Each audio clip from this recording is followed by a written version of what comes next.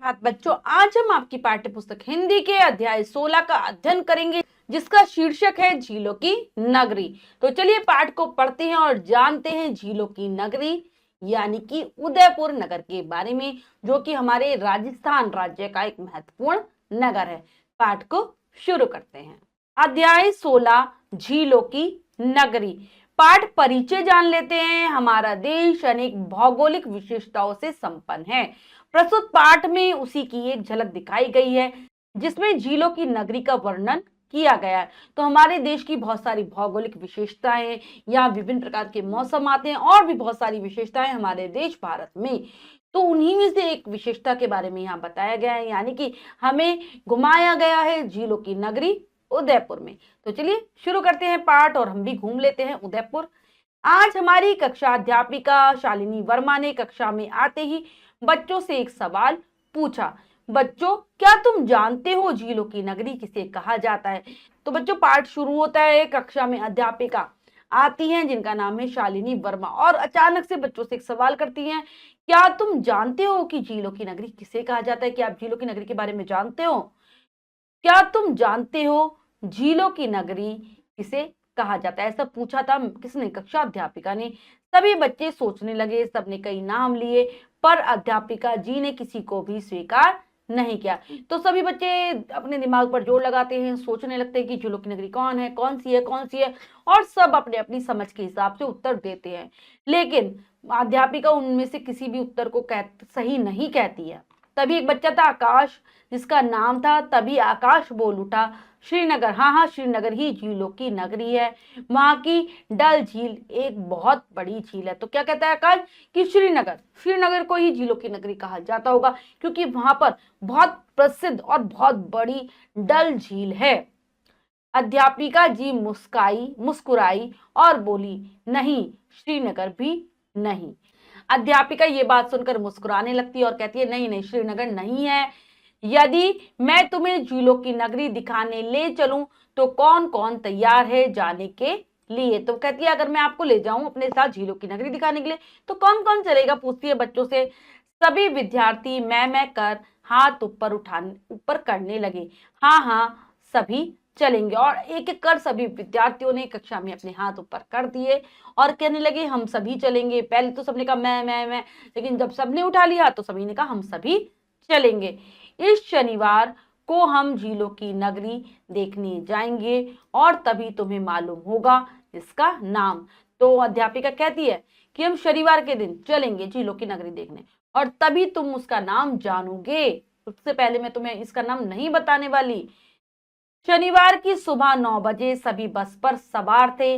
Driver किसी से कुछ बात कर रहा था। बच्चे उतावले हो रहे थे कि वह आए और बस चलाए। तो शनिवार का दिन था, सुबह 9 बजे के समय सभी बच्चे बस में बैठ जाते हैं और ड्राइवर किसी से अपनी बातें कर रहा होता, लेकिन बच्चे बहुत ज्यादा उतावले यानी कि बेचैन थे कि जल्दी से ड्राइवर बस में बैठे और बस को चलाने लगे। जैसे ही बस चली सब खुशी से उछल पड़े। तो बच्चों का तो ये जिज्ञासा वाला स्वभाव ही होता है, हर चीज को वो जानना चाहते हैं। और जैसे ही बस चलने लगी सब बच्चे खुश हो गए, जैसे आप हो जाते होंगे अगर आप कहीं घूमने जाते हैं। कुछ ही देर में बस पहाड़ियों के बीच दाएं बाएं घूमती हुई आगे बढ़ने लगी और फिर जो बस का रास्ता था वो पहाड़ी रास्ता था। इधर उधर दाएं बाएं घूमती हुई आगे बढ़ती जा रही थी। बस मोड़ पर मुड़ते समय कई बार भय के मारे आंखें बंद हो जाती थी।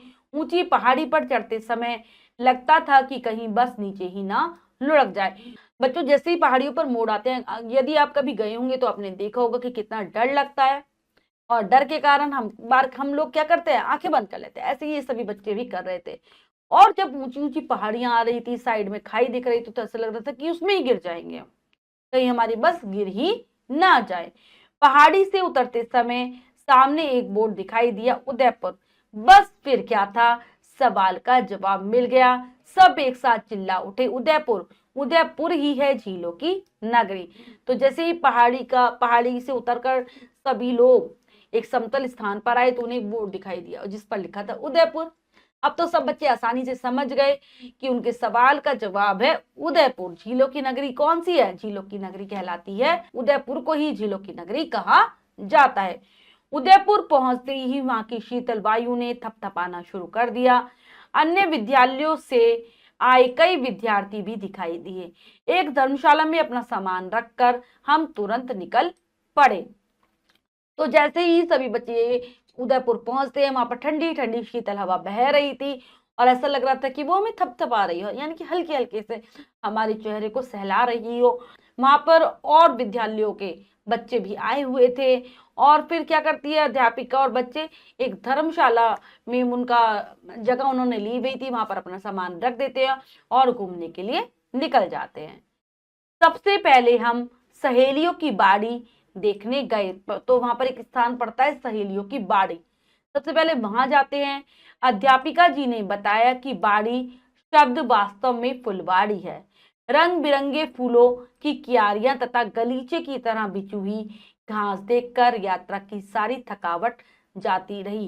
तरह तरह के फलों से लदे झूमते पेड़ बगीचे की शोभा बढ़ा रहे थे। तो जो सहेलियों की बाड़ी थी, बाड़ी का अर्थ होता है फुलवाड़ी, वो एक तरीके का एक उद्यान था, बगीचा था, जहां पर बहुत सारे रंग बिरंगे फूल थे और घास तो ऐसे बिछी हुई थी जैसे कि कोई गलीचा बिछा दे, कालीन आप कहते हो ना, कालीन बिछा दिया हो। और ये देखकर इतना अच्छा लगा, ऐसा लग रहा था कि सारी थकान उतर गई है। और वहां पर अलग अलग प्रकार के फलों से लदे हुए पेड़ भी थे जिन पर बहुत सारे फल लगे हुए थे। सहेलियों की बाड़ी में एक विज्ञान संग्रहालय भी है जिसमें हमने विज्ञान के कई यंत्र देखे। तो वहां पर क्या था, विज्ञान से संबंधित वस्तुएं रखी हुई थी, ऐसा एक संग्रहालय भी था और जहां पर विज्ञान के यंत्र भी थे। इसके बाद हम गुलाब बाग देखने गए। मैं सोचने लगी कि लोग इसे झीलों की नगरी क्यों कहते हैं, इसे तो बागों की नगरी कहा जाना चाहिए। फिर वो जाते हैं गुलाब बाग देखने। तो जो कहती है, मतलब बच्ची, एक बच्ची है, वो कह रही है कि मुझे समझ में नहीं आ रहा था कि इसे झीलों की नगरी क्यों कह रहे हैं, इसे तो बागों की नगरी कहा जाना चाहिए। जिधर देखो पेड़ ही पेड़, घने छायादार वृक्षों के बीच अनेक रंगों के बड़े बड़े गुलाब, चारों तरफ पेड़ ही पेड़ थे और उन्हीं बहुत बड़े बड़े छायादार, छायादार इसलिए थे क्योंकि बहुत घने थे वो पेड़ और उनके बीचों बीच अनेक रंगों के गुलाब खिले हुए थे, बहुत बड़े बड़े गुलाब के फूल। हमने यहीं बैठकर भोजन किया, यहीं पर खाना खाते हैं वो लोग। फिर चिड़ियाघर देखने चले गए।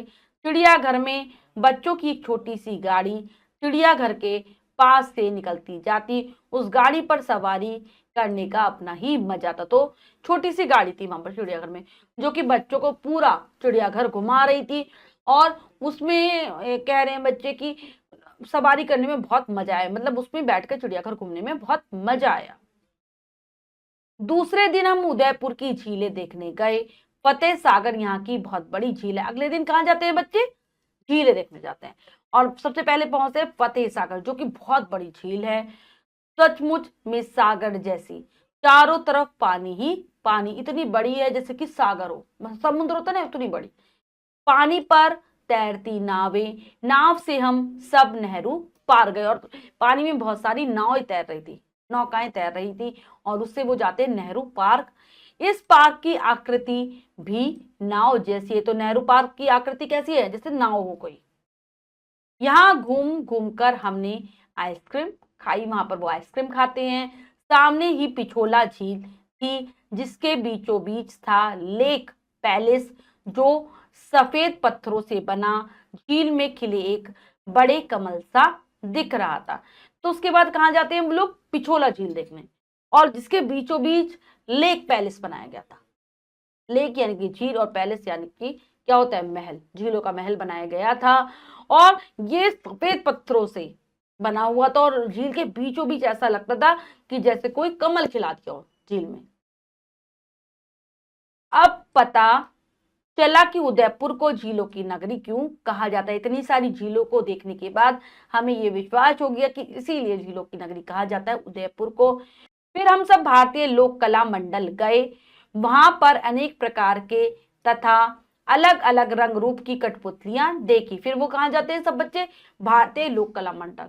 यहाँ पर बहुत प्रकार की कठपुतलियां रखी हुई थी, यानी कि ये लकड़ी की बनी हुई गुड्डे गुड़िया होते हैं और इनको कपड़े पहनाए रहते हैं। आपने भी कभी ना कभी तो देखी ही होंगी ना कठपुतली। अलग अलग रंग रूप की, अलग अलग आकार की ये कठपुतलियां थी। उनका तमाशा और विशेष रूप से जोकर के करतब देखकर हम सब हंसते हंसते लोटपोट हो गए। तो कठपुतलियों का जो खेल दिखाया जाता है वो देखा, और वहां पर जोकर का तमाशा भी था, जिसको देखकर बच्चों को बहुत मजा आया, वो बहुत ज्यादा हंसे, यानी कि हंसते हंसते लोटपोट हो गए, बहुत ज्यादा हंसे।